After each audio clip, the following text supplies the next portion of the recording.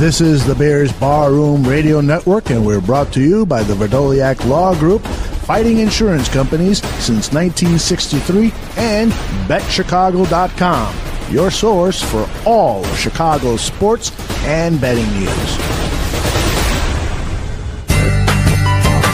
Hey, Bears Girl, what's your favorite jingle of all time? Well, Aldo, I've got to say, it's the Kit Kat one. Give me a break, break me off a piece of that Kit Kat bar. Oh yes, I'm loving it. Memorable, catchy, and instantly connects with the brand. You know who else is looking for a memorable jingle? TickSplits.com, and they're willing to give away a free ticket to the Chicago Bears Green Bay Packers game for a good one. I knew that. A ticket to the game, and we'll set up a meet and greet with the winner and members of the barroom and other barflies. It will be fun. Bears Go, give our listeners some of the particulars while I try to come up with some Tick Splits sample jingles. Like, for instance, how about this one? Like a good ticket broker, Tick Splits is there. Please, Aldo, no, that's not a good one. No. Okay, here's what you need to do, Bears fans and barflies. Step 1. Record an amazing, catchy 10 to 30 second jingle for Tick Splits to use on their social media promos.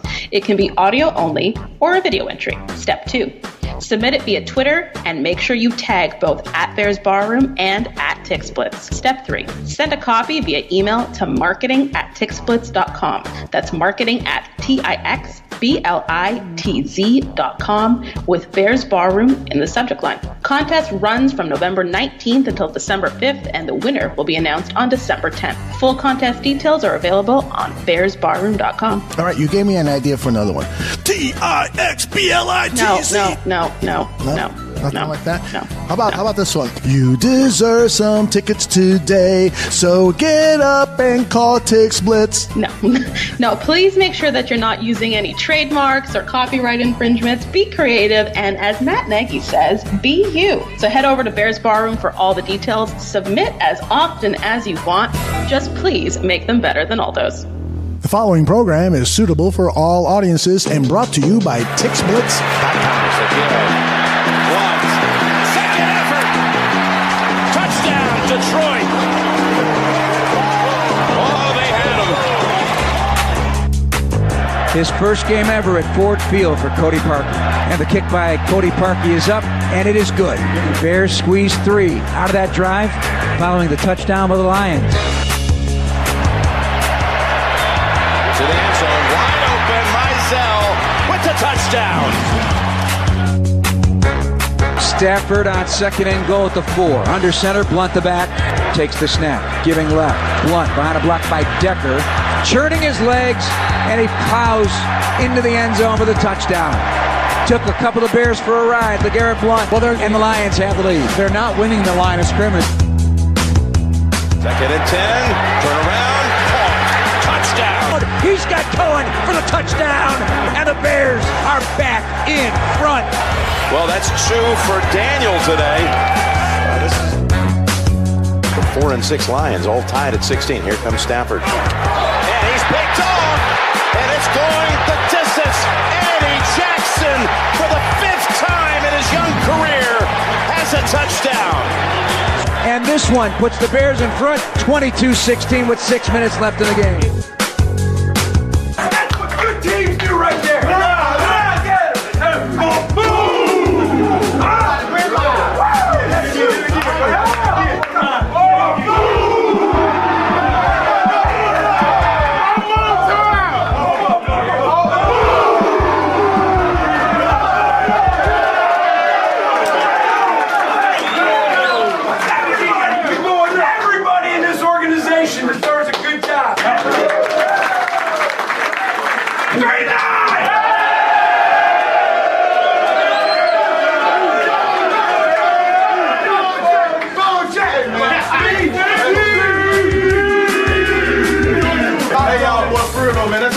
Fight 4 quarters, bro. Quick turn around, bro. Let's just keep building off this and get better every week, bro. Bears on 3. 1, 2, 3.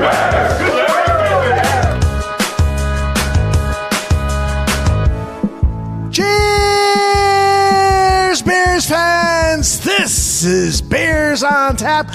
I am Aldo Gandia, and my co-host Danny Shimon joins me briefly, and the Canadian Vixen, Bears Girl, will join us shortly to give us details on a really cool Black Friday sale we have going on. But how about those Chicago Bears winners? 23-16 on Thanksgiving Day, and I am so thankful for their effort, and I have a special kind of love for this team. That is my opening thought.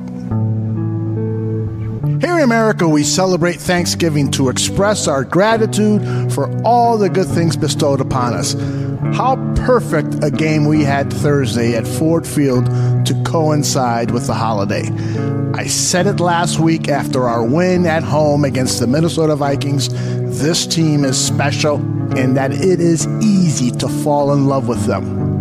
The lackluster win at Detroit doesn't dissuade me from that feeling at all. In fact, I love this team even more. What this team did today can, of course, be measured in wins and losses, but there's also a measuring stick that we sometimes overlook, and that is measuring a team's heart and will to win. 88 hours after beating the Vikings, a tired Chicago Bears team without their starting quarterback, after traveling to Detroit with no practice, went on to Ford Field and fought like athletes who want to be champions. As fans, it is easy to get down on a team. During the game, I read tweets ranging from why is Mazzell on the field? That's why Chase Daniel is a career backup. The Lions will score 2 fourth-quarter touchdowns and bury the Bears. Guess what? Mazzell scored a touchdown. Daniel threw for 230 yards, 2 touchdowns, and no interceptions. And it was the Bears who scored 2 touchdowns in the fourth quarter to win the game. Thank you very much. Stop it, haters. Stop it. I love this team. I love their will to win, and I wish that all of our fans did too. At the very least, respect them. Now I bring in Danny Shimon. Danny, how are you, brother?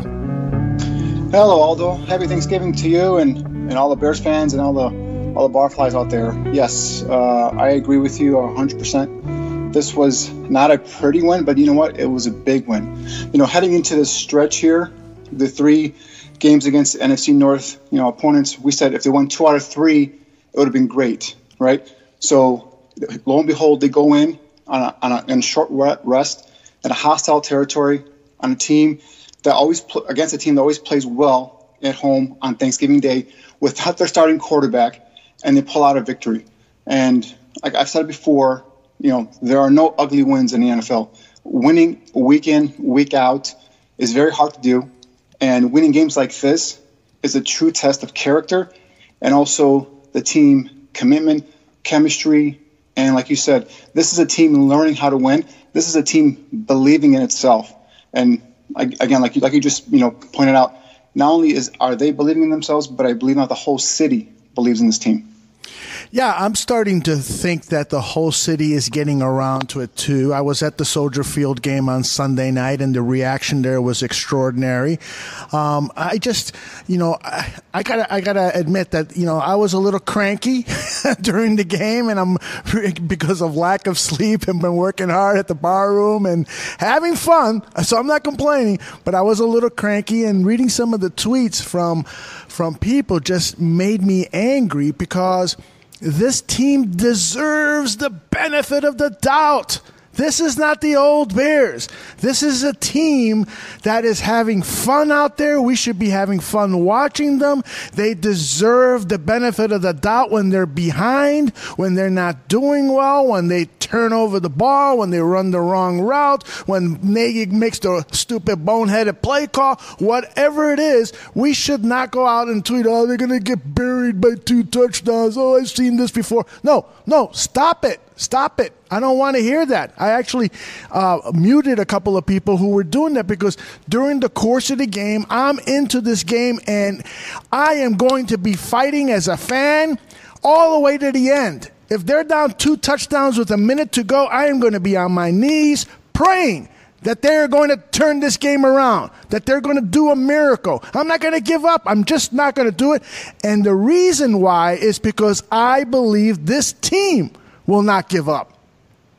So 100%, I agree with you. And the one thing we got to remember is as Bears fans, we're used to seeing, the Bears possibly, and then next thing you know, they're, they kind of fall back down to the pack. We got to remember, this team is built around talented young players. They have a young, exciting head coach who is an offensive innovator, who gets his players in the best position to succeed. And they have a defense that's chock full of playmakers. From Khalil Mack to Akeem Hicks to Eddie Goldman, to Eddie Jackson, Roquan Smith, you name it. They have playmakers on defense at every level, something that we haven't seen around here in a long time. So, the Bears this year have not been blown out of a game. Their losses have all been one-score games.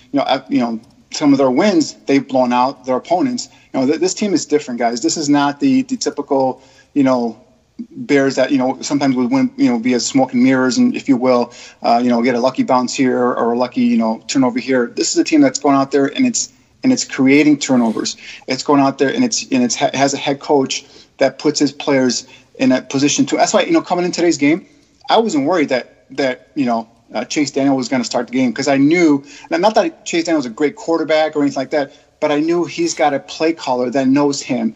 And he knows the play caller's system, and they were both going to work together to put their playmakers on offense in a position to succeed. So that's why I was pretty confident. And also the Lions aren't the greatest team as well. So, but I was pretty confident going into this game, and I just knew that when they got off to that little bit of a rough start, which is understandable. These guys, Daniel hasn't played all year, and he had this is a short week. They had no live reps.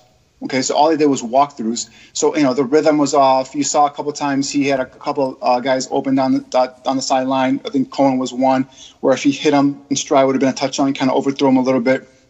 The rhythm was off. They weren't playing. They weren't playing in sync. But once Daniel got comfortable, he got into rhythm. You saw the play calling come in smoother. You saw the execution of the plays become quicker and more precise. And then you saw the defense pull out another defensive score to pretty much seal the game. I will say this. I get a little paternal sometimes. It's like I feel sometimes like I'm the only one allowed to criticize my team. So when I read somebody else's tweet, I get mad. It's like, somebody criticizing your kid or something. So I realize I get a little out of hand sometimes. But I think you and I agree, Danny, that this team deserves the benefit of the doubt. Now listen to Matt Nagy after the game talking about how proud he was that this team came through with the challenge of beating these winning these three games against divisional opponents. I feel really, really good because it is not easy. And so in this tough division, when you're facing these teams in the division that we're in, that's a tall task. And what I like about it is that our guys, there was never any, they could have, especially coming into today, there could have been excuses. There could have been a lot of excuses and feel sorry for themselves. They didn't do that. And, when you have that, I'm starting to learn as a head coach with this team who we are, and it's special. It really is. And I like where we're at. There's a challenge every week. They accepted my challenge of going 3-0 in 12 days against 3 division opponents. They did that. They can check that off. And so now they deserve to go get some rest. They earned that. So get some rest, be smart, come on back, and now we go for the next challenge. And for everybody a part of this, I want them to enjoy every bit of this tonight. Danny, you've played this game. You've been on the sideline scouting when players were walking off sweaty and bloodied and so forth. You know what it takes to go out there and perform at such a high level. So I know that you have a special appreciation for what these men did out there. Yeah, no doubt. I mean, this was not an easy task, guys. I mean, 3 division games in a row, plus, with a span of, 84 hours, 86 hours since the end of the game against Minnesota to the kickoff of today's game. I mean, getting ready for a NFL football game week in and week out is not an easy task. We've discussed it before, the amount of, treatment and medication and all this stuff they got to do just to be able to get up and, get out of bed, go to practice, and then prepare, and so on and so forth. And then to now combust that all into basically three walkthroughs, and then to do it without your starting quarterback. This was a game that if they had lost, I would have, been, I don't want to say okay with it, but I would have understood it. But instead, they came out, they busted their butts, just like the coach Nagy just said right now. They busted their butts, and he's part of them, and he should be part of them, and we should be part of them as fans too, because they went out there and they balled and they played out. Now, was it pretty? Well, no. Was there mistakes? Sure. But, if you notice, Nagy was mixing in a lot of players that we normally don't see on Sundays, just because he knew, that this was a short rest and he needed to get some more reps for other players just to keep his regulars fresh. That's what I believe. Totally agree with that. When Mazzell started the game out there, that's what I tweeted out. There was no mystery behind that. These guys are, still battered and bruised. And so he used the roster, I thought, effectively. Yeah, you can nitpick certain things and so forth, but he knows something that we don't know. He talks to the players. He asked them, how are you feeling? Where's the bump and bruise level? I want to use you this way. What do you think of how I should use you and so forth? So he gets all of that interaction, all of that information. And at this point, this guy I'm still on a honeymoon with Matt Nagy. I am going to give him the benefit of the doubt. Yeah, do I nitpick? Yeah, do I critique? Yeah, do I wish he would do this? We're going to talk about the running game a little later, because there's this whole Jordan Howard thing, so I want to get into that. But, again, my trust level and Matt Nagy is still very high, and I love the fact that he is so vulnerable during press conferences talking about how he is still learning about this team, how he is still learning about being a head coach in the NFL, and I want to go on this ride with him. I feel like I am in safe hands. Now, Danny, let's dissect the performance by Chase Daniel, the career backup quarterback. Has played 5 years with Matt Nagy, knows Matt Nagy, and Matt Nagy knows him very well. How do you assess his performance today? Well, as expected, right? He started off a little bit shaky. The guy hasn't thrown a pass in an NFL regular season game in God knows how long. I believe it was, 2015, the last time he actually played, and that was for the Chiefs. But so he started off a little bit shaky here and there. He got some passes where if you hit the guy in stride, would have might have been a big gainer. It missed a couple of guys down the field. There was one I remember to burn down the seam where if he had just kept that look for a little bit longer, he could have hit Burn. He was wide open. He had pretty much lost the linebacker who was covering him down the seam. That would have been an easy touchdown. But it looks like he checked down a bit too soon on that one. Again, another one was Anthony Miller later on. I believe that might have been in the second quarter, I believe, where Anthony Miller just came wide open, and again, he missed that one. But again, it's a guy who hasn't played in a long time. It's a guy that I was comfortable knowing that he knows the offense, right? As long as he didn't turn the ball over and did anything dumb and put the defense in a bad spot or a bad situation, as long as he, quote unquote, managed the game, I think the Bears would have been okay. And exactly what he did. He started off a little bit shaky, like we said, and then all of a sudden he got into a rhythm. That's the thing about Nagy, what he does. Even with Trubisky, when you see Trubisky missing throws or off target, he gets his plays that he likes. He gets him to make some throws that he's comfortable making, and that will get him into a rhythm. I've always, equated it to a shooter.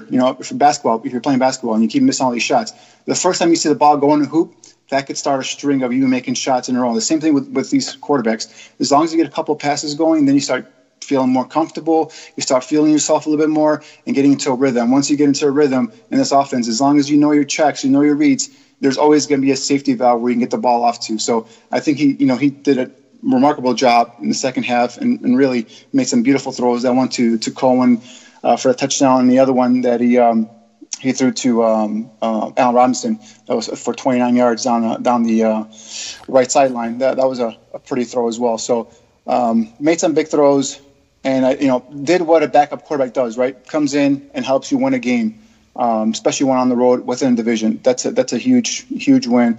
A good job for Chase Daniel today. This is what Nagy said about the quarterback. Put yourself in his shoes. There's not a lot of people that have any idea, truly. We can all think we do, but you have no idea how this kid prepares. Every week, how he prepares. And since the day I met him in 2013, that those days don't change. He's very consistent. He takes this very seriously. Every game he prepares like he's a starter. So whenever he gets the call that he's going to start, whenever that is, he's never shell-shocked and nothing changes. And I've seen that before where you have guys where all of a sudden now their routines change and the way they treat the week changes. You don't want that. And with Chase, you don't get that. You get the same thing every week. And he deserves a lot of credit because he was a big part of this win today. He also deserved a better game from Trey Burton. Trey did not have a good game. Comment on Trey's play, I love him. I think he's a great addition to this team, but he just did not have a good game today. Well, are you referring to the fumble? I'm referring to his overall performance. Overall game. The fumble. Well, I mean, he had pass. a penalty. He had a penalty. He had that fumble, which I personally don't think was a fumble, but that can go, I guess, either way. But he had a penalty. Obviously we've seen Trey have bigger games, and I was expecting him to have a huge game today. I mean, in terms of having a horrible game, I don't know if I'd say he had a horrible game. He had 4 catches, I believe, for 28 yards. Other than the fumble and then the one holding penalty, I don't think Burn had a. I think he had a drop pass as well. He had a drop pass, and it just didn't seem to me like he. I mean, he's a better player. He's a better player than what he showed today. Yes, definitely. Yeah, definitely. And I thought a lot of players actually didn't. I think defense came out flat a little bit. In the beginning as well. I don't think they were as crisp. In terms of the pass rush, they allowed LeGarrette Blount to have 88 yards. They allowed over 100 yards rushing to the Lions today. 2 rushing touchdowns. They came in with only allowing just 1 rushing touchdown the whole season. So I mean, I think overall the defense didn't start off fresh either, or on point, if you will. But I think that as the game wore on, I think they got better. So offensively, up and down. I mentioned actually prior going to this game, I thought that they were going to, with Daniel as a quarterback, they were going to emphasize the running game and let the running game and the defense hopefully pull through a victory. But as we'll probably discuss soon here, I don't think Matt Nagy believes in the running game. Well, you've already just started discussing it. Let's talk about Nagy's view on the running game. Yeah, so I'll just say that these guys are really good against the run. They have a great scheme, and they got good players that fit that. So for us, we kind of knew going into it was going to be that way. It wasn't anything that was unexpected. So this will be a really good time for myself to step back here in these next several days and jump on in there and figure out, let's get this run game going a little bit. Nagy showing his vulnerability. He realizes that this is partly on him, but I also believe that this is also a huge issue with the offensive line. They are not providing the surge in the holes for Jordan Howard to get going. I firmly believe that this is more on the offensive line than it is on Nagy's play calling. Yes, he can change his style and go back to the John Fox style of giving Jordan Howard the ball 25 times a game, but that's not who this guy is. That is not his offensive philosophy. He is going to give Jordan Howard first down runs, and he did today in the first quarter into the second quarter, and out of those first down runs, he had 3 of them, he got a total of 7 yards. And the reason is because there was no running room. There was no running room. So I see Draft Dr. Phil on Twitter, and he's, my play call would have done this. My play call would. No, I'm sorry, Phil. Your play call would not have happened if you had to rely on this offensive line's run blocking. It just is not happening. So when Nagy says that he's got to figure out what is going on with the run game, he has got to sit down with the offensive line coach this highly touted guy from Notre Dame that everybody said, you can throw in a 5th-round draft pick in there at the offensive line as a starter. And he is going to be okay because we've got a guru. We got a god coaching the offensive line. Sorry, it doesn't happen that way. You need players up there. You need players. And we don't have them. That's what I got to say. Wow. You okay? Yes, I'm fine. No, I mean, listen. I've said it before. Jordan Howard is the kind of running back that you got to feed the ball to, right? But I also agree, to a point in terms of the blocking. Witzman, 78. I'm sorry, this guy. I have to go back and just to be fair to him, I go back and take a look at the tape just to make sure. But from the TV copy I saw, I mean, he was pulling into the hole and was meeting a linebacker, and the linebacker was standing him up. All right, he is what we call in the scouting world a waist bender, and that's not good for an offensive lineman. All right, now that's a guy who has no flexibility in his knees, can't get down low in his crouch, in the stance, and then explode off and shoot some power into his arm and basically bowl guys out. I mean, when a guy that big meets a linebacker in the hole, he needs to win most of the time, and he's getting stood up in the hole, and that there's no room for the running back to go. So if in that case, yes, I agree. In terms of the blocking scheme, it's not working for Jordan Howard. We talked about it a bit last week. I just don't think he's a fit for this blocking scheme. Okay. The other thing is, though, he only had 7 carries for 13 yards. I mean, and then I think Cohen only had 3 carries. So your top 2 running backs only had 10 carries. You're not going to establish a running game with just 10 carries, though. Although, so let's say the middle of the line is getting beat and they're getting pushed back. There's other ways that you can go. You can go off tackle. You can get other ways to incorporate the run in your game plan. But like you said, I don't think Nagy is a big fan of these running backs, or he doesn't believe in this offensive line to be able to get the push up front and to create those holes and those cracks for these running backs to get yards. The one thing Nagy hates is when you put, when he falls behind the chains. He doesn't like 2nd and 13, 2nd and 14. And a lot of times today, a handful of times today, the Bears were in a 2nd and 12, 2nd and 13 position, whether it's because of penalty, whether it's because the running back lost 3 yards in the carry, or so on and so forth. So he doesn't like being put in that position, especially with your backup quarterback in there. So I think he today used the passing game as an extension of the running game, which is something I didn't think he would do because, like I said, Chase Daniel was coming in off of limited experience in terms of as starting and playing. And I thought he was going to ease him into but nope, he just went right in and just saw that the running game wasn't getting those positive yards on 1st and 2nd down, started using the passing game as an extension of his running game. So he got away with it today, but eventually he's going to need this running game. He's going to need Jordan Howard to churn out some yards.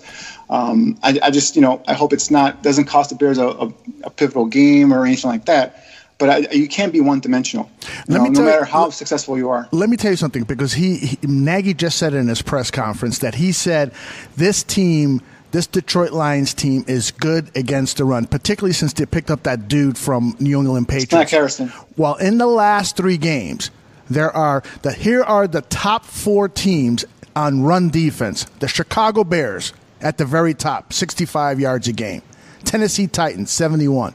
Buffalo Bills, 74. And at number 4, the Detroit Lions, 79. Yeah. This is a tough team. Harrison is a dude. He's a guy out in the middle of that defensive line that takes on 2 blockers.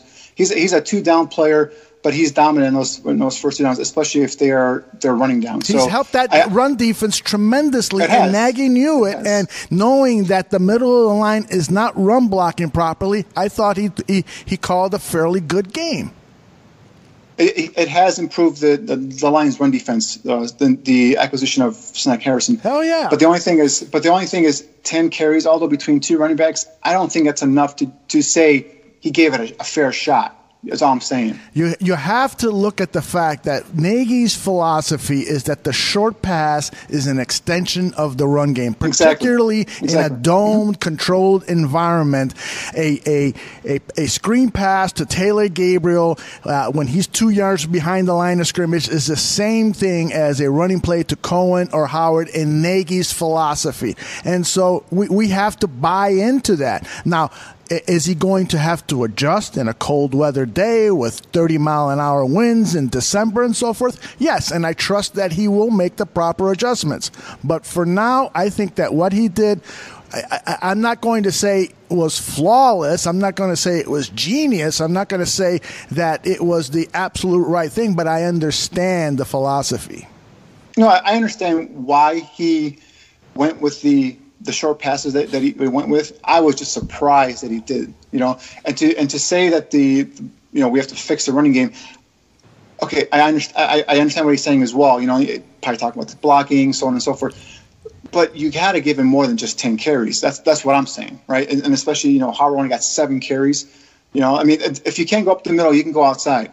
Although the one thing I will notice, or I will say, and I've been noticing the last couple of weeks, is Tariq Cohen's feel, I don't want to say vision, but his ability to read his blocks is worrying me a little bit there. There was a one play where the stretch play where Daniels was out in front, and Daniels had come out to wham and seal off the linebacker, giving him a small crease to cut back behind Daniels to go upfield. And what he does, he sends it out, goes out even more, extends the run out more, and then the linebacker just goes off Daniels' block and takes him down for a 3-4 yard loss. No, that's where you got to cut back inside behind Daniels and go up that little crease there. You're a small guy. You need a big gaping hole. And a couple times I've seen it also, he likes to bounce things out to the outside, use his speed a little bit more. So I think Tariq Cohen's got to hone it in a little bit here, because I think he's trying to bounce a lot of things to the outside and try to utilize his speed, and is getting brought down for some losses. But anyway, I digress there. That wasn't the. No, I think it's a good point. It's one that Shane, Phil, and I talked about on 100 Proof. The point was made that at this point in the season, it looks like Tariq is trying to avoid some contact. He's been hit really, really hard in some games.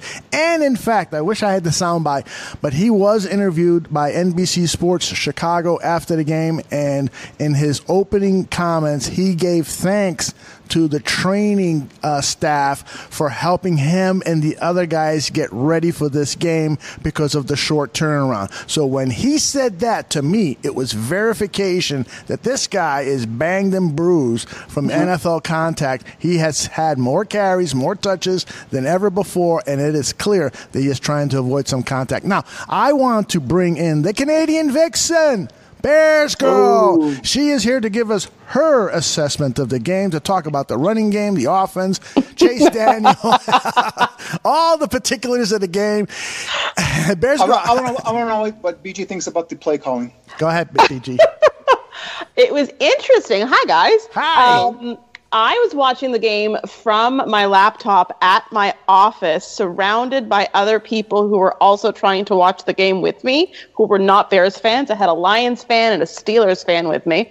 And they were commenting on all kinds of stuff. The Lions fan went and cried in the corner. But the Steelers fan was all about our passing game and the fact that we do need to run more. Now, let me ask you this. Why is it that Canadians have nothing to be thankful for? You had to be working on Thanksgiving Day. Well, Thanksgiving for us is in October, and you know that. Oh, that's right. Just trying to stir it up here, Aldo. Come on. I am. But you enjoyed the game, right? I did. I missed almost all of the first quarter because I was in a meeting, and clearly I missed nothing. I joined for the second quarter midway through, and we started getting some points, and then I didn't leave my desk, and I didn't leave the area, and everyone was around me, and we had a good time watching, and it was a good day. It was a good day at the office to be a Bears fan. Good. Are you proud of this team? Do you love this team like I do and Danny does?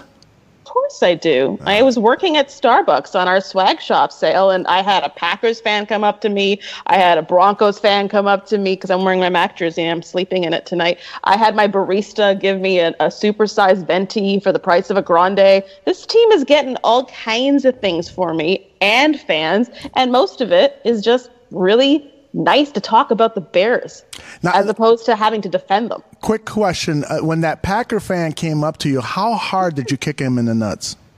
I didn't. He actually walked up to me and he said, "Nice jersey." And people had been saying that all day, so I didn't really acknowledge the fact that he was a Packers fan until he opened his coat to reveal his little sweatshirt. And I said, "Oh, thanks." And he's like, "My mom's a Bears fan." I said, "Oh, tell me more about this." Apparently his mom fell in love with the Ditka skit on SNL, and his uncle is a Packers fan, so that's how he got into the Packers. And he looked at me and he said, "You know what? I hope it's your year." Danny, don't you just love it when these Packer fans try to take our women? I'm just glad he only revealed a sweatshirt. He didn't reveal anything else. You guys, this is not 100 proof. Come on. We're not swearing. We're not swearing. We're just asking some personal questions. That's all. Exactly. No, he was great. Everyone's been great, and I think that's what I'm enjoying most. I'm not having to defend this team like I do every single year. Anytime I wear anything Bears, it's people actually wanting to come up to you and talk about your team, which is new for me. Very cool. Now, Bears Girl, one of the reasons that you're here not only to have a few laughs with us is also to tell us about the Black Friday sale that's going on at Bears Barroom's swag shop.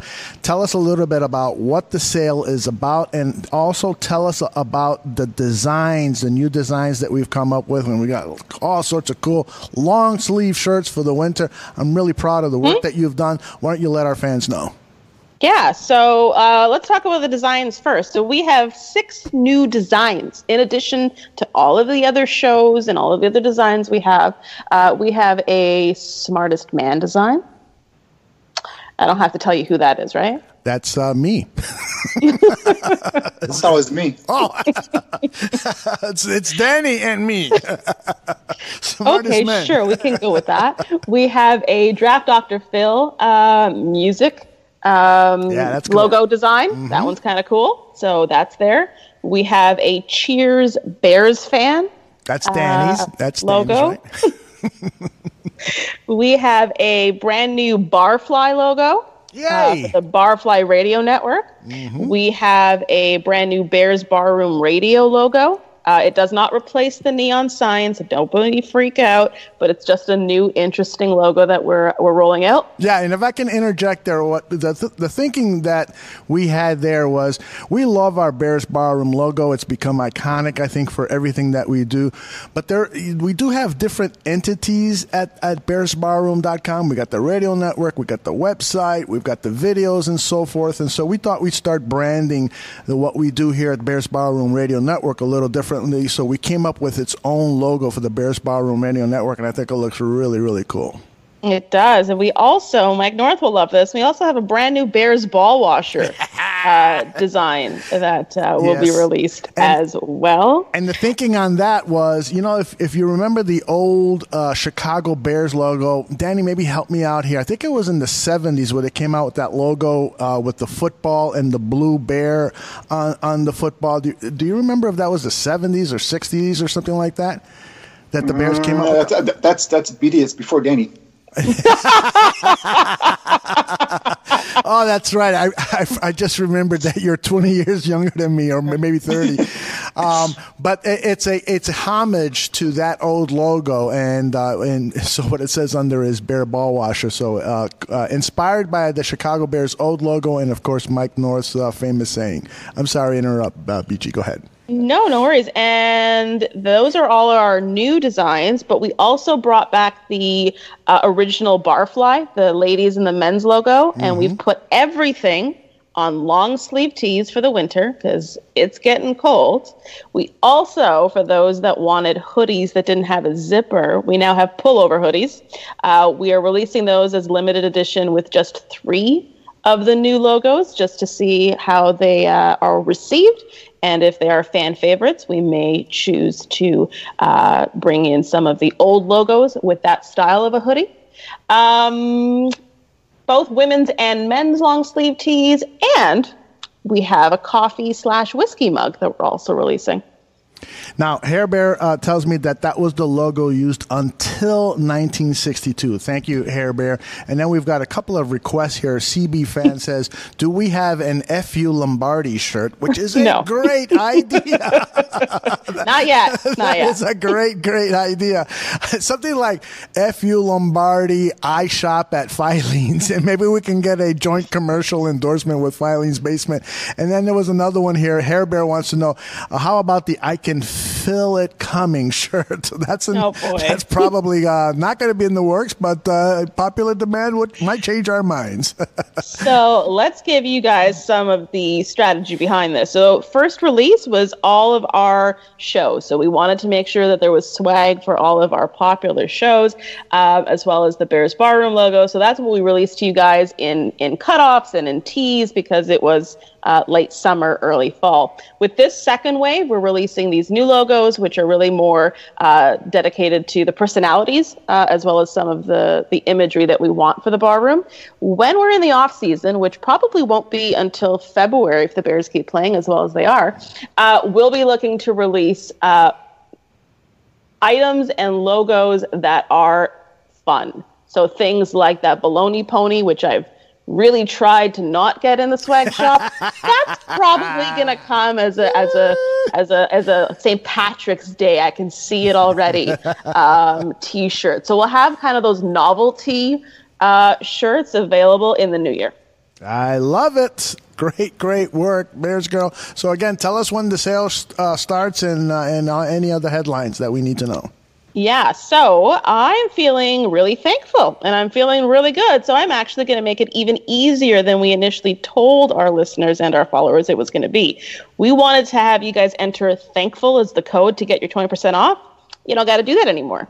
So I'm in the process, and I'll be up for the next hour and a half because the sale starts at midnight Central, slashing all of the prices on the website. So you will see everything listed as on sale at the sale price. So you no longer have to enter any code to get the sale price. And if you're in North America and spend $50, the free shipping will automatically apply to your order. So you don't got to do anything there either. All you got to do is enter your credit card information and pay for it. Awesome. Thanks. Now, for our loyalty customers. Oh, yes. Yes, can't forget those.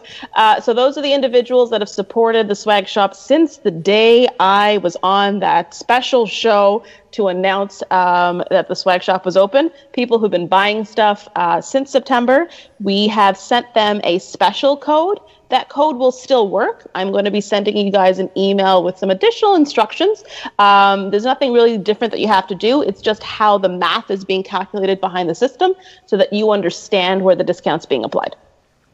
Well, and I was going to thank you for staying up past midnight to make sure that this thing launches successfully. You've done a great job with it. I really appreciate it. You want to just stick around the rest of the show, or you got so much work to do you got to get back? I have a boss who makes sure to give me significant tasks that keep me up all night. So I'm going to check out and make sure that the store is operational for everyone. That guy's an SOB. But I'll be listening. That guy's an SOB. Somebody heard him.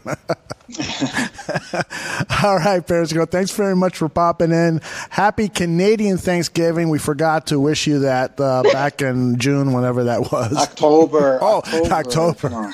Yeah, it was October, and there was an actual show that we did together that day. But whatever, it's all good. Now, what do you guys, when you have Thanksgiving, do you have turkey or you have duck or what?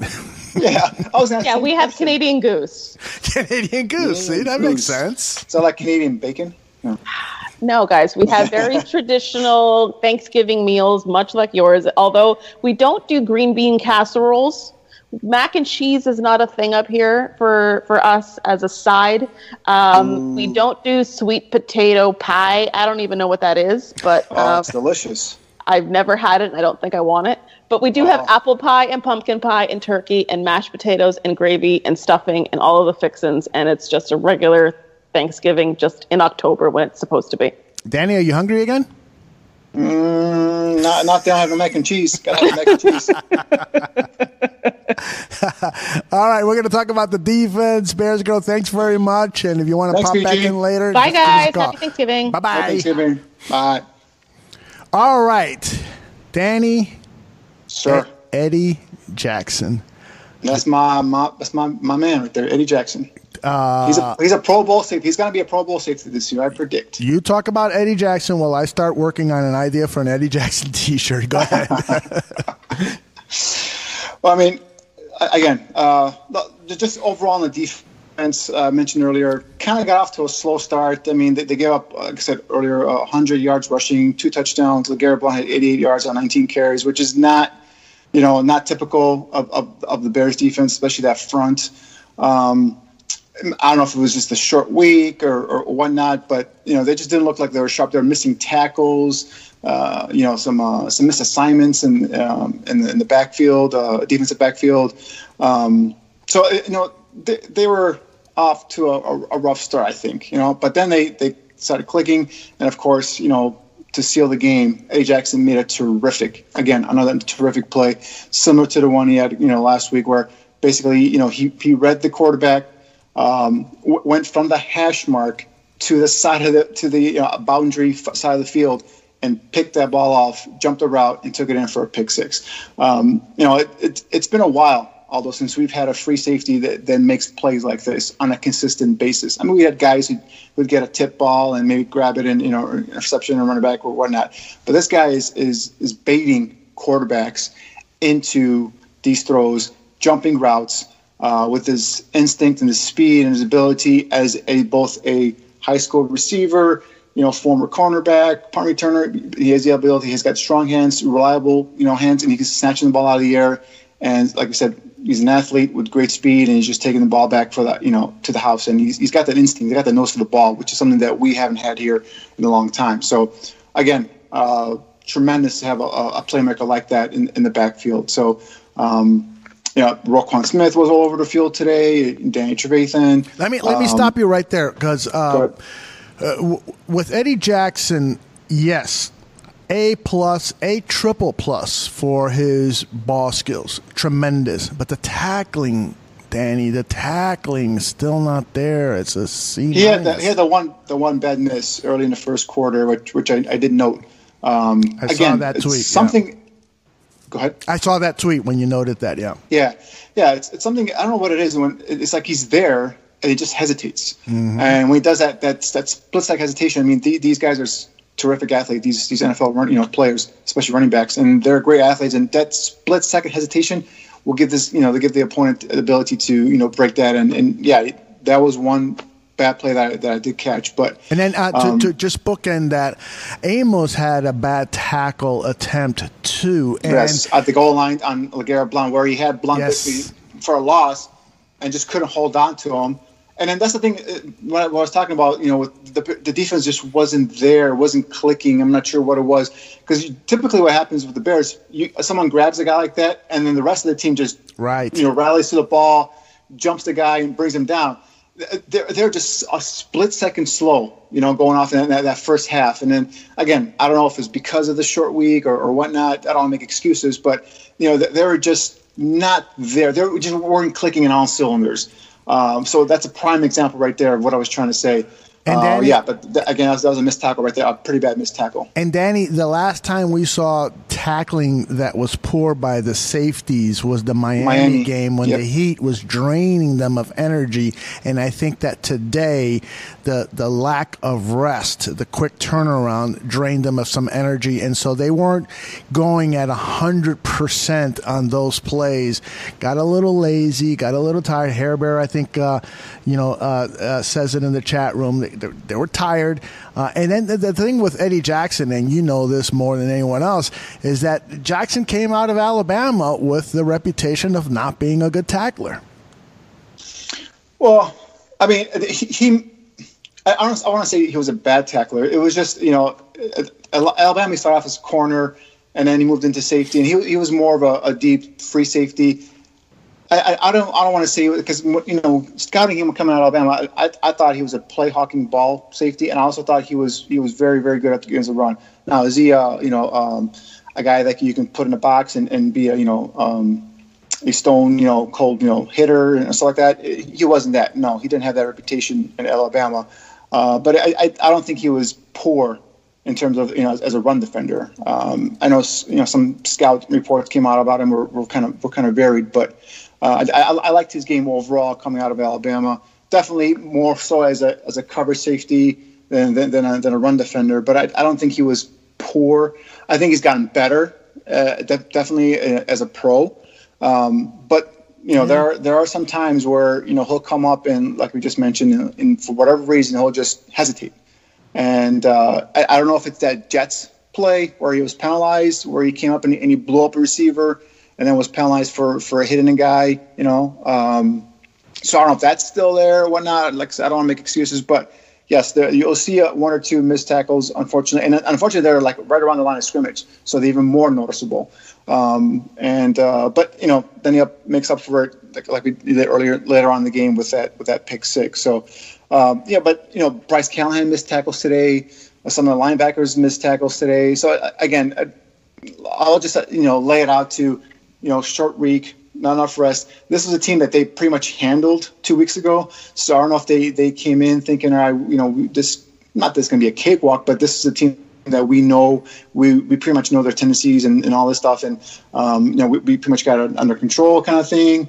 But if you notice with the Bears defense, whenever they're tied or trailing or up by a couple points, then they start focusing and then they start, attacking, being more aggressive. So second half, when they're trailing, then you saw them pick up their intensity and start doing the things that we were expecting them to do, which is just basically holding the Lions to minimal yardage and basically 3 and out. Now the one thing was obviously we mentioned LeGarrette Blount getting 88 yards, and they allowed Kenny Galladay again to have a decent game. 5 receptions for 90 yards. It was whenever like 3rd and 2 or whatever third down situation was, it looks like Stafford was going to Galladay, and you knew he was going to go to Galladay because he was the only playmaker really left on that offense, and they just couldn't shut him down.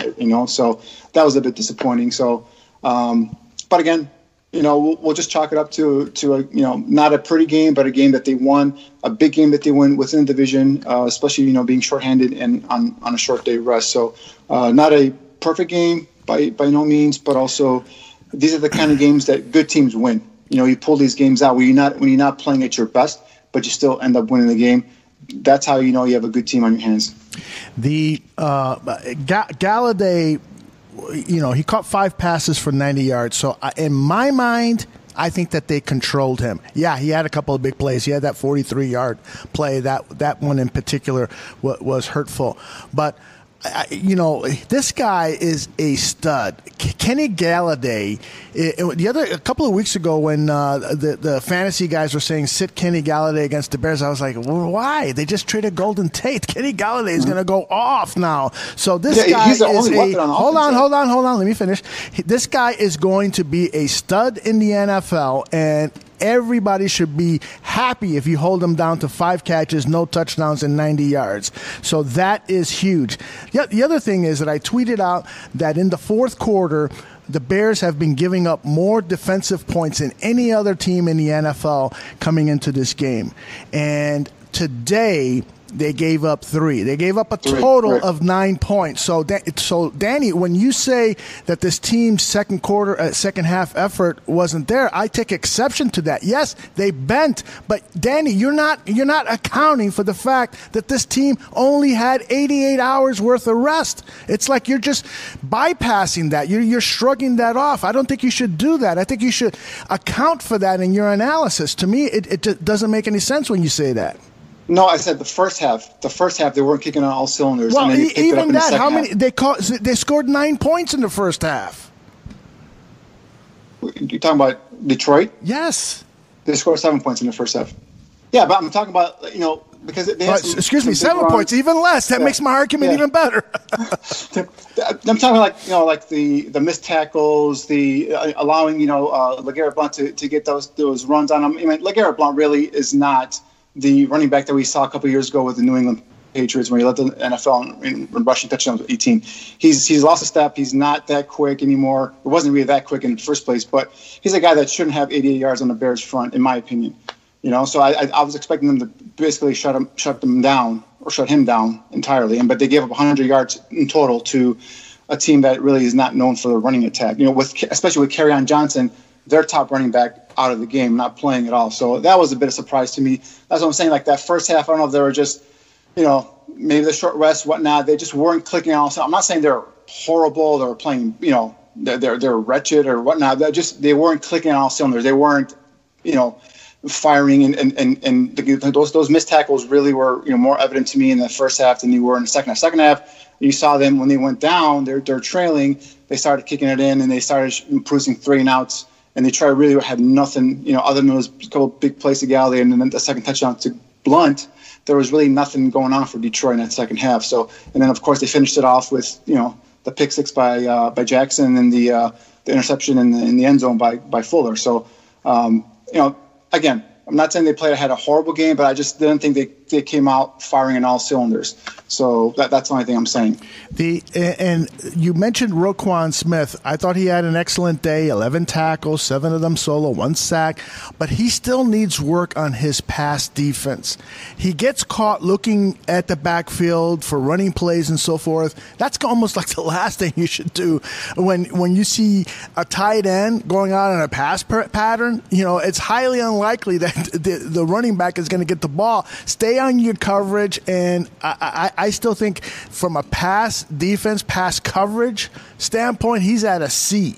From his run defense, he's at an A. I think that, he's deservedly getting a lot of credit because he is a physical monster, and we can see that his potential is Hall of Fame-ish.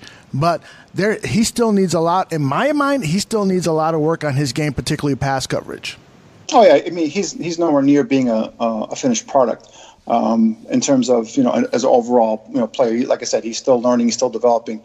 But what he's done so far, you can see, like you just said, you can see the star potential in this player. You can see that closing speed, that burst. On that blitz where he came in, and he sacked the quarterback. That's what when I saw him and I scouted him and I envisioned him in this system.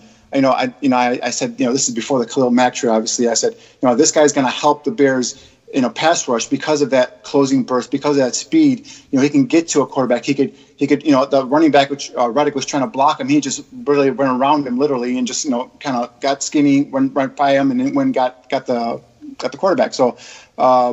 Stuff like that, the athleticism, the speed, the closing burst. He did a nice job today. It was, I think it was a 3rd and 1 where they throw a ball out to the flat and to the tight end Wilson, and he came up and he was able to get himself in control, balance, and then close a tackle, wrap him up, and hold him short of the first down, which ended up resulting in a punt, getting the ball back for the Bears. So stuff like that. Before he was just flying to the ball, a little bit out of control. He might have gone in high and might have missed a tackle. The guy could have got away and got the first down. So you've seen the improvement slowly but surely. In terms of his pass coverage, I'm sure he's not he's not where he's going to be. The only thing that I don't remember anything in terms of him off the top of my head right now blowing this defensive assignment. I did see that one part where I think that was just a really good scheme where the Lions kind of snuck Galladay in between like the defensive line and the linebacker in the first and second level of defense, and the next thing you know, he's coming on the opposite side of the field, and Smith notices him and he goes trailing after him. I think that was a big gainer, that fourth regard to Galladay. I think that was just a good design play by the Lions offensive coaching staff. So they kind of snuck Galladay in there, and the next thing you know, all you see is Galladay catching the ball, and you see Roquan kind of chasing him, and he did notice that Roquan did chase him down. So that another case in point of the athleticism and the speed that this kid has. So by no means is he a finished product, but definitely you can see this kid's got Pro Bowl potential. Definitely, without a doubt, he is going to be a great Chicago Bear for many, many years. Anybody else in the defense that you want to make note of for their play, specifically a player who did well or who disappointed you today? No one. I'm trying to think. No one disappointed me today. I don't want to say anybody disappointed me. Obviously, the consistents were there. The Akeem Hicks, the Fullers. Danny Trevathan again with 8 tackles, 7 solos, a tackle for a loss. The one thing I was, Bryce Callahan, I think had possibly his worst game of the season, if I may. Again, I'm a huge Bryce Callahan fan. I think he's the best nickel cornerback in the NFL, but had a couple missed tackles. And that's not something that we're accustomed to seeing. But typically, everyone else on defense, Eddie Goldman, again, solid effort. Didn't do anything in terms of that stood out in terms of being playing poorly or anything like that. Mm-hmm. The one thing I was a little bit concerned was Prince McMorrow got shaken up a couple times. The first time I think it was a friendly fire. One of his teammates ran into him. And the second time, I think he came in low on a tackle, and it looks like they might have pulled him for a concussion check. Mm-hmm. But he came back in the game twice. So that was, because Prince has been having a really good season. And I mean, when Galladay was going off, they put Prince on him, and he pretty much would slow him down. So Prince Amukamara, might not get the name recognition, but he quietly is having a heck of a season for the Bears, I think. So when he went down a couple times, I was a little bit worrisome, because one thing you want with these short games, especially these Thursday games, you don't want any injuries, right? You don't want anybody to get hurt. These are the type of games where the short, time span, guys get injured, and you just don't want nothing like that. You want the Bears on a roll, and knock on wood, you don't want no injuries or anything like that. So him going down wasn't good to see, but luckily he came out of it okay. It appears. I didn't hear anything in terms of post game or if he was in the concussion protocol or anything like that. So no one really stuck out in terms of having a horrible game to me. Obviously, the star of the game, on defense for me was Eddie Jackson and Roquan Smith. I don't think I heard you mention the name Khalil Mack. Yeah, Mack. Well, it's a thing. All right. So Mack is he's our star player. What happened to Khalil Mack? Yeah, he's a star player, and it's like if he doesn't have a sack, it's like everybody's like, oh, what happened to Khalil Mack? Khalil Mack is just doing his Khalil Mack things. You don't always notice unless you're paying attention to him. I mean, he had a couple of terrific run stops today, but he had no sacks today, so he didn't have the big. He had one tackle. He had one tackle on the stat sheet. Right. Yeah. So I mean, he didn't have anything flashy, but as you noticed, how many times he had double and triple teams in terms of blockers. I noticed that he was being dropped into coverage almost as often as he was rushing the quarterback. I saw that as well. I saw that a couple of times as well, where I think it was a 3rd and 2 or 2nd and 2, and he's dropping back into coverage, which is kind of a little bit surprising. So I saw that. I'm like, is there something wrong with his ankle? Because that's when that's what they did when he was hurt. Remember? Right. So I'm like, what's going on here? I was a little bit worried, but then he came back, and it was, from the most of the game, I saw him rushing the quarterback. So yeah, I'm not a big fan of dropping him in coverage. I mean, I understand what Vic Fangio is doing, trying to get because the Lions were going 3 steps, boom, getting the ball out of the hands of Matthew Stafford, because they didn't want to have the 7-sack performance that they had 2 weeks ago versus that defensive front. So they were quickly getting the ball out of the hands of the quarterback. So what they're trying to do, what Fangio's trying to do, is trying to get guys to come off and drop in coverage unexpectedly, so that way if they're going for a quick slant or a quick hitter, the defensive guy now is in the path of the ball, tip it or intercept it or something like that. So I know what he was trying to do. I just don't like. I'm with you. I don't like seeing Khalil Mack drop back into coverage more than rushing the passer. Yeah, so, I understand the philosophy just like you do, and I think it's good to have him drop back on some plays. It's good for his body. It's good strategically when you do it the right time and so forth.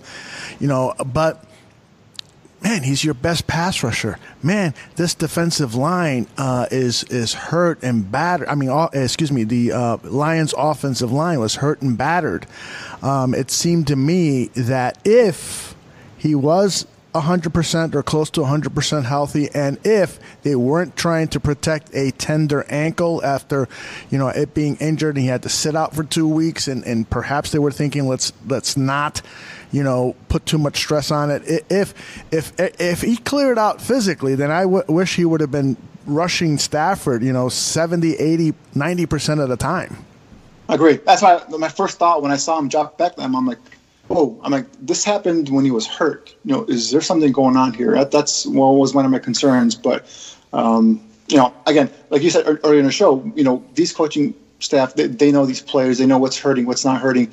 If there is something that's bothering him, this might have been a way for them to kind of protect them a little bit.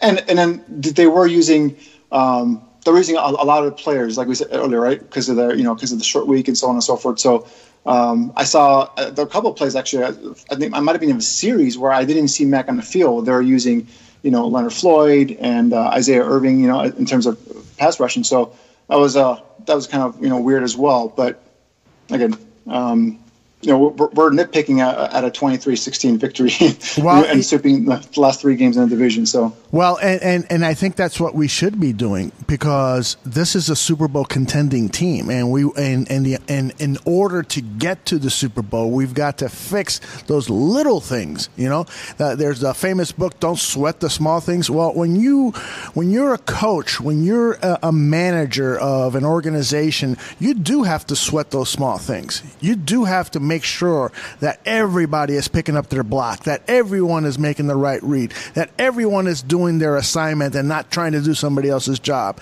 That is critical to success. And so, again, the headline here is that the Bears are winning. The Bears are a team we love. The Bears are a team we should embrace. But this show is about also highlighting some of the things that are not going well. I've asked people for some questions.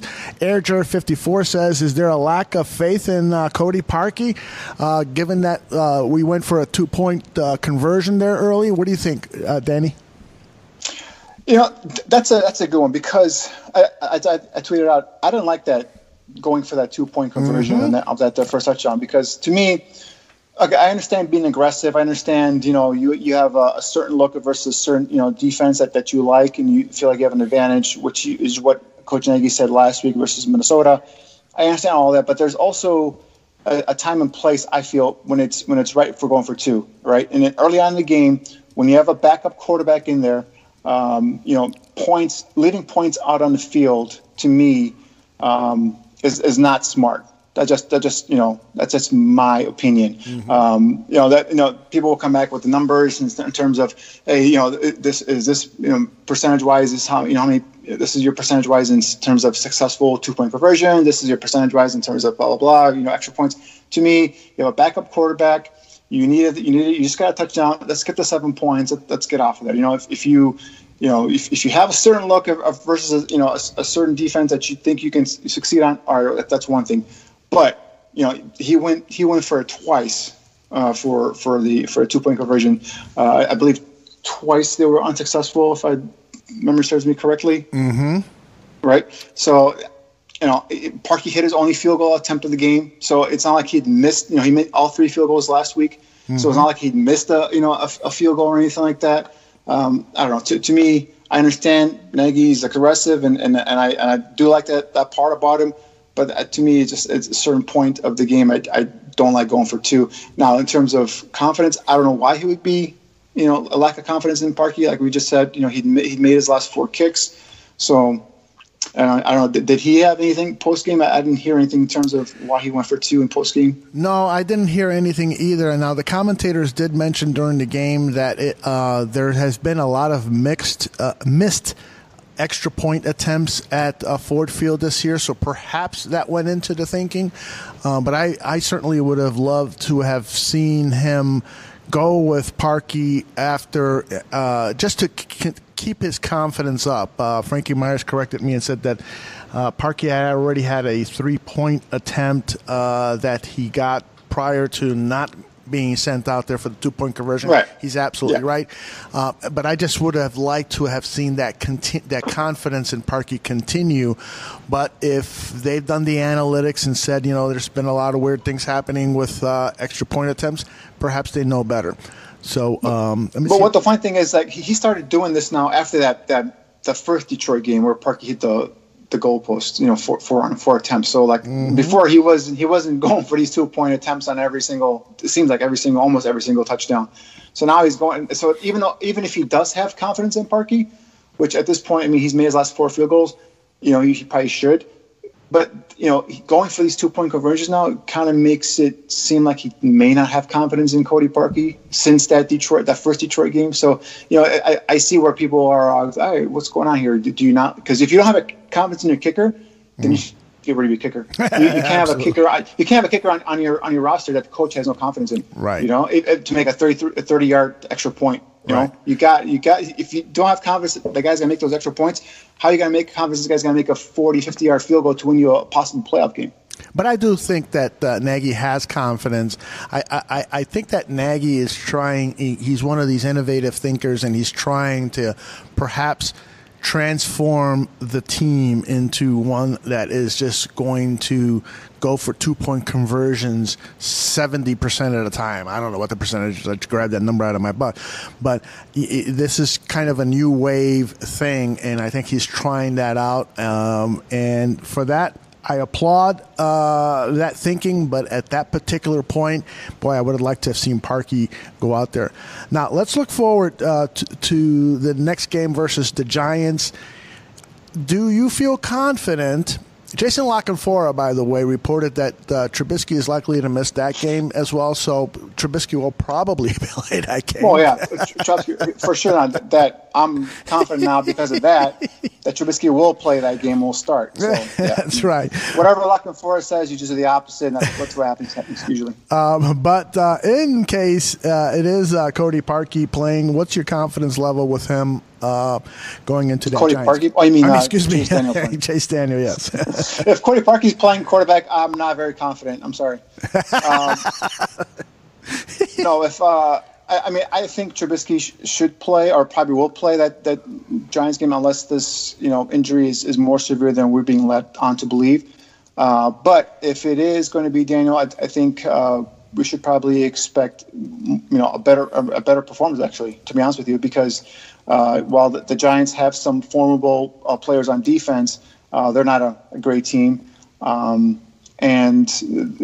Daniel will have a whole week to prepare.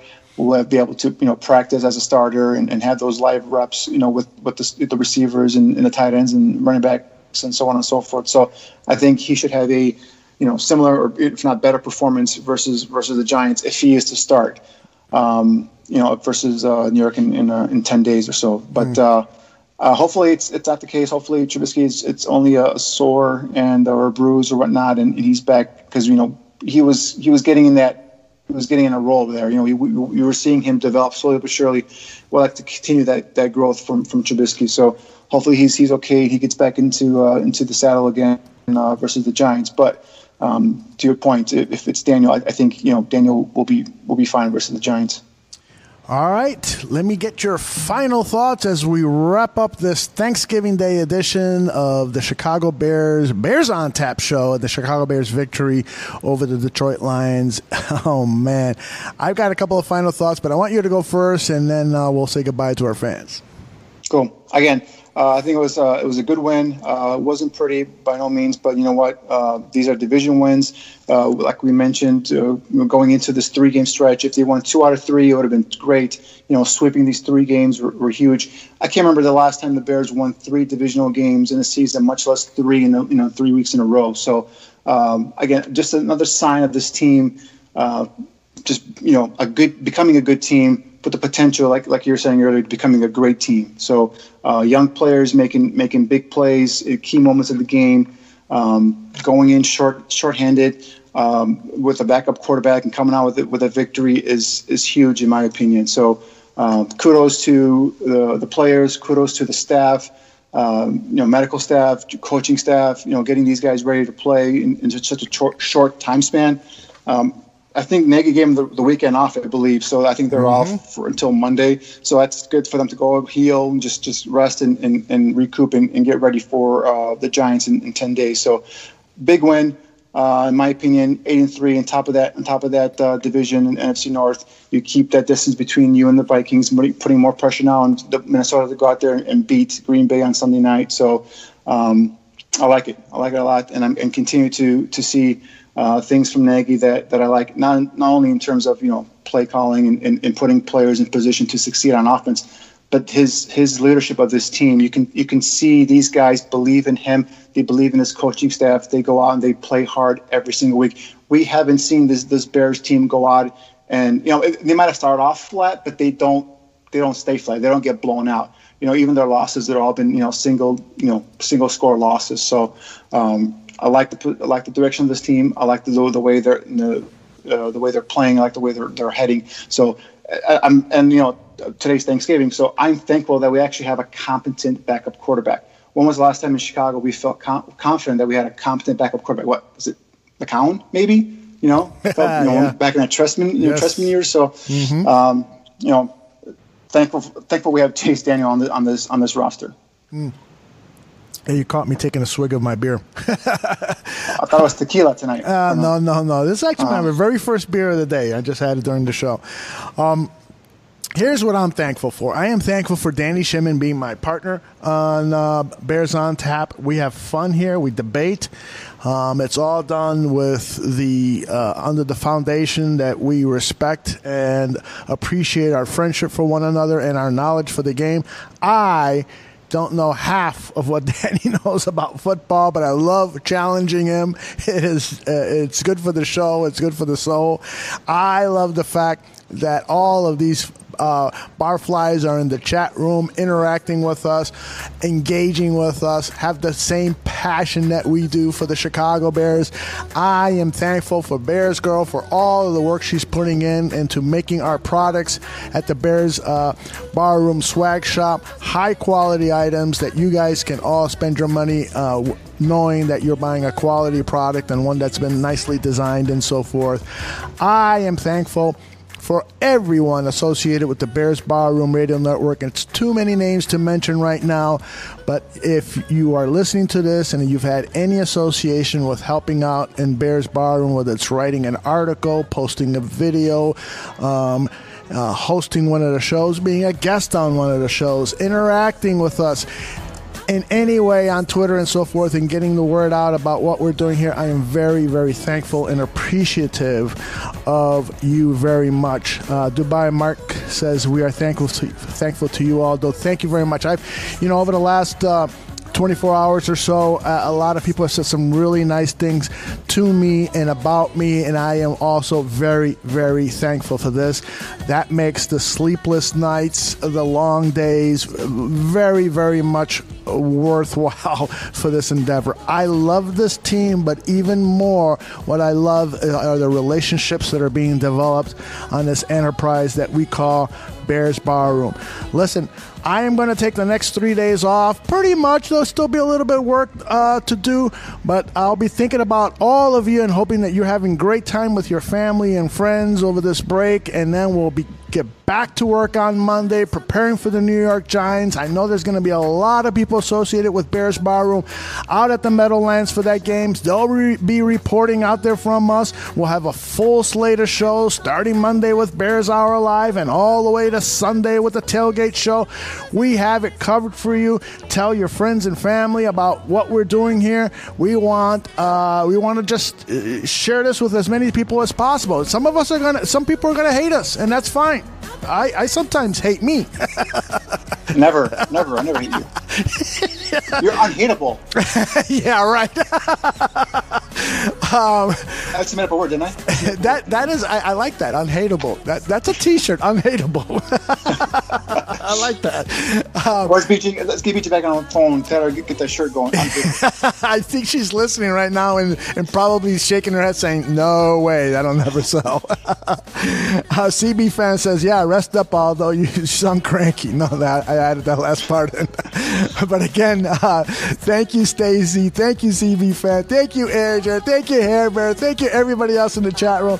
I should say goodbye now because I'm rambling. Thank you all very much.